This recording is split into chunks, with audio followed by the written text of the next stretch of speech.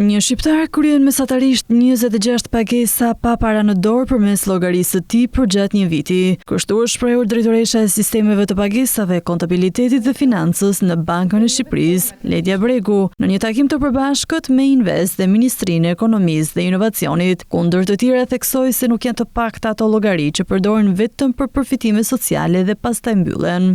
Nga 2018 që ka qenë rreth 4.3 pagesa cashless për llogari, aktualisht ne jemi në mbi 26 cashless payment per capita, pra një llogari, një individ në një vit bën të paktën mesatarisht 26 pagesa elektronike.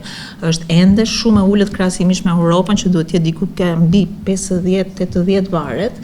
Është ende shumë e ulët, por është një kapërcim goxha i madh i viteve të fundit. Ndërkohë, zëvendës ministri i Ekonomisë dhe Inovacionit Enkelejt Musabelliu tha se nisma që i detyron bizneset në hotelëri, turizëm dhe transport të pajisen me një terminal POS duhet të shoqërohet me ulje të kostove të pagesave digjitale. Patjetër që neve po na vizitojnë shumë qytetarë nga shumë shtete të ndryshme, që sigurisht kanë monedha lokale të ndryshme, kanë të ardhura në monedha të ndryshme dhe rrjedhimisht është shumë e rëndësishme për ta që të kenë një farë lehtësimi të pagesave. Nëse ne do duam që të ketë sukses kjo iniciativë, është shumë e rëndësishme që kostot e pagesës digjitale të jenë më të ulta se pagesa cash.